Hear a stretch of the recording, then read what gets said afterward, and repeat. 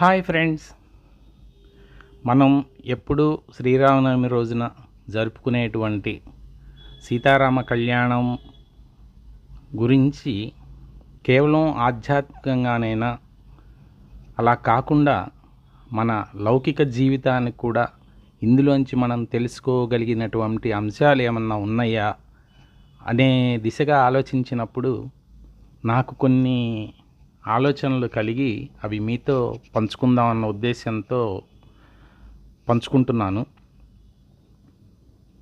ఈ కళ్యాణం అంటే జీవుడు పరమాత్మని చేరుటగా చెప్తారు.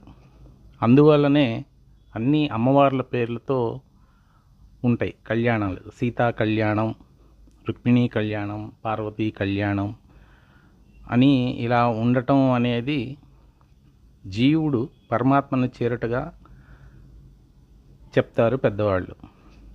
అలాగే వివాహం అంటే బ్రహ్మచర్యం నుండి గృహస్థు ఆశ్రమమునకు మారి జీవితాలను ఉద్ధరించుకోవటానికి చేయవలసినటువంటి పనులను చేయుటకు పొందే అర్హత వివాహంగా పెద్దవాళ్ళు నిర్వచిస్తారు.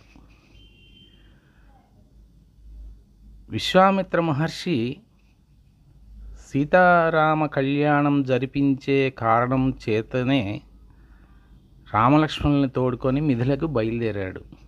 ఆయన ఒక గురువుగా శిష్యుడి యొక్క భవిష్యత్తును ఊహించగలిగినటువంటి శక్తి కలిగిన వాడుగా ఆ సీతారామ కళ్యాణం జరిపించే విధంగానే, కానీ ఆ కారణం కాకుండా జనక మహారాజు యజ్ఞం చేస్తున్నాడు, శివధనస్సు ఉన్నది అక్కడ, అది చూద్దాం అనే కారణం చూపించి రామలక్ష్మణులను తీసుకొని మిథిలకు చేరాడు. దీన్ని బట్టి ఒక గురువు గారికి ఒక శిష్యుడి భవిష్యత్తు మీద ఎటువంటి అంచనాలు ఉంటాయి, ఆ భవిష్యత్తులో జరగబోయే విషయాలకి శిష్యుల్ని ఎలా అనుసంధానం చేయాలి అనే దాని మీద పూర్తి అవగాహన ఉంటుంది అనేది మనం తెలుసుకోవచ్చు. ఫ్రెండ్స్, మనకు కూడా ఇలాంటి అనుభవాలు ఉండే ఉంటాయి కొంతమందికి. నాకు తెలిసి ఒక విషయాన్ని పంచుకుంటాను.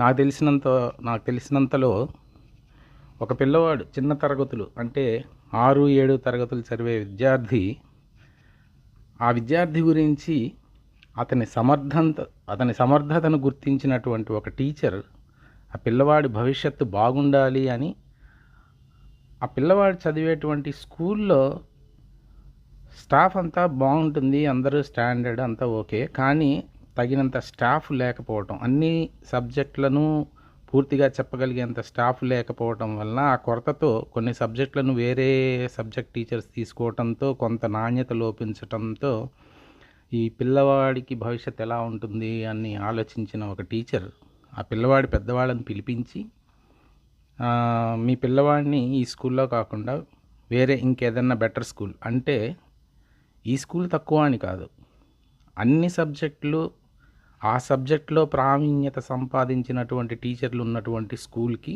మార్చమని పెద్దవాళ్ళకి పిలిపించి చెప్పారు. ఆ పిల్లవాడు ఆ ఉన్న స్కూల్లోనే చదివితే ఏమయ్యేవాడో తెలియదు, కానీ ఆ సలహా పాటించటం వలన మాత్రం ఆ పిల్లవాడు భారతదేశంలో సిఏ కోర్స్ సింగిల్ అటెంప్ట్లో పాస్ అవటమే కాక విదేశంలో కూడా సిఏ అంటే డబుల్ సిఏ సర్టిఫికేట్ సంపాదించి జీవితంలో మంచిగా స్థిరపడ్డాడు. ఇవన్నీ ఏంటి అంటే ఒక టీచర్స్ స్టూడెంట్స్కి ఉన్నతికి దోహదపడతారు అనటానికి ఇవన్నీ ఒక ఉదాహరణలు. విశ్వామిత్రుడు కూడా రాముడికి సీతతో వివాహం జరిపించడానికి అని చెప్పకుండా యజ్ఞం, శివధనస్సు అని చెప్పి ఎందుకు తీసుకొచ్చాడు అని ఆలోచిస్తే విశ్వామిత్రుడికి రాముని గురించి పూర్తి అవగాహన ఉంది. అంటే ఒక గురువుకి ఒక శిష్యుడి మీద పూర్తి అవగాహన కలిగి ఉంటుంది కదా. తాను వివాహం కోసం చెప్తే రాముడు రాడు అని ఆయనకి తెలుసు. కారణం ఏంటి అంటే రాముడు ఆలోచన ఎలా ఉంటుంది అంటే తనకి భార్యను నిర్ణయించవలసిన వాడు తన తండ్రి అయినటువంటి దశరథ మహారాజు అని రాముని యొక్క విశ్వాసం. అది రాముడు తండ్రికి ఇచ్చేటువంటి గౌరవం. ఆ విషయం తెలిసిన విశ్వామిత్రుడు రాముడికి వివాహం గురించి, అదే కళ్యాణం గురించి చెప్పలేదు. యజ్ఞం గురించి, శివధనస్సు మాత్రం గురించి మాత్రమే చెప్పి తీసుకెళ్ళినట్లుగా తెలుస్తుంది. దీన్ని బట్టి మనం ఏం తెలుసుకోవాలి అంటే, ఆ వయసుతో పాటు వచ్చే ఆకర్షణను ప్రేమగా భ్రమపడి, వాస్తవాలకి దూరంగా జరగనివి జరుగుతాయి అనే భ్రమను కల్పించే విధంగా సమాజాన్ని ప్రభావితం చేస్తున్న నేటి సినిమాలు, వాటిని వ్యసనంగా మార్చుకొని మన మంచిని కోరి మంచి చెడును విశ్లేషిస్తూ తమ పిల్లలను వారికి ఏది సరిపోతాయి ఏది సరిపోవు అని తెలిసిన అవగాహన ఉన్నటువంటి తల్లిదండ్రులను, ఆ తల్లిదండ్రుల క్యారెక్టర్స్ని, ఆ పాత్రలను విలన్లుగా చిత్రీకరించే సినిమాలు వాటికి ప్రభావితం కాకుండా ఎంతో జీవితాన్ని, అనుభవాన్ని జోడించి మన మంచి కోరే వ్యక్తుల్ని గౌరవించి మన భవిష్యత్తుని ఉత్తమంగా నిర్మించుకోవాలి అని ప్రతి యువత నేర్చుకోవచ్చు. ఇక మళ్ళీ సీతా కళ్యాణంలోకి వెళ్తే మనలో కొంతమందికి అనుమానం రావచ్చు. ఏంటంటే, తనకు భార్యను నిర్ణయించాల్సింది తండ్రి కదా, అలా అనుకున్న రాముడు విల్లు ఎందుకు ఎక్కుపెట్టినట్టు అని. విల్లు ఎక్కుపెట్టడం అనేది క్షాత్రధర్మంగా భావించటం వలన విల్లును ఎక్కుపెట్టాడు. అది ఎలా అంటే, మన విద్యాభ్యాసం అంతా అయిన తర్వాత ఒక ఉద్యోగంలో స్థిరపడటం కానీ, ఏదైనా వ్యాపారంలో స్థిరపడటం కానీ చేసినట్లు. ఆ స్థాయికి వచ్చిన తర్వాతే వివాహం గురించి ఆలోచిస్తారు కదా. అలాగే ఈయన విల్లు ఎక్కుపెట్టిన తర్వాత మాత్రం తన తండ్రి మాత్రమే తన భార్య నిర్ణయించటంగా భావించి అదే విషయాన్ని అక్కడ ఉన్నటువంటి జనక మహారాజుకు కానీ విశ్వామిత్రుడికి కానీ వెల్లడి చేశారు. ఇది అయిన తర్వాత రాముడు విల్లు విరిచిన తర్వాత జనక మహారాజు దశరథ మహారాజుకి విషయం తెలియపరిచి ఆహ్వానం పంపించినప్పుడు అక్కడ దశరథ మహారాజు సభలోని పెద్దల అభిప్రాయాన్ని తెలుపమని వారిని అడిగి వారి ఆమోదం పొంది మిథిలకు బయలుదేరారు. ఇక్కడ కూడా మనం తెలుసుకోవాల్సిన విషయం ఏమిటి అంటే, కుటుంబ సంస్కార సాంప్రదాయాలు మనవి వారివి ఒకే విధంగా ఉన్నవా లేవా అని నిష్పక్షపాతంగా తెలియపరచగలిగేటువంటి పెద్దల సలహా అంగీకారాన్ని తీసుకోవాలి అని మనం తెలుసుకోవచ్చు. కేవలం అందం, ఆస్తి, ఉద్యోగం, హోదా, ప్యాకేజీలు, షోకేజ్ అంటే హంగు ఆర్భాటాలు, ఇవి కాకుండా అని.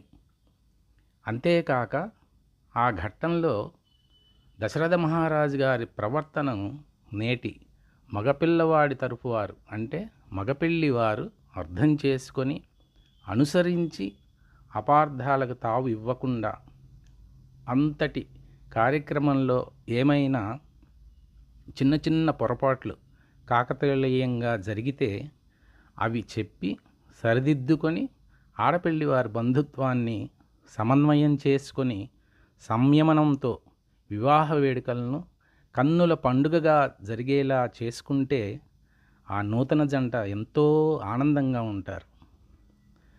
ముఖ్యంగా పెళ్లివారు మేము మగపెళ్లివారం అనే ఎక్కువతనాన్ని, ఆడపెళ్లివారు ఆస్తిమంతులైతే మేము ధనవంతులం అనే అహాన్ని వదిలేసి మన రెండు కుటుంబాలు ఇక నుంచి ఒకే కుటుంబంగా భావించి స్నేహపూర్వక వాతావరణంలో వివాహాన్ని జరిపిస్తే నూతన జీవితంలోకి ప్రవేశించిన ఆ కొత్త దంపతులు సీతారాములు అంతటి అన్యోన్యంగా వర్ధిల్లుతారు.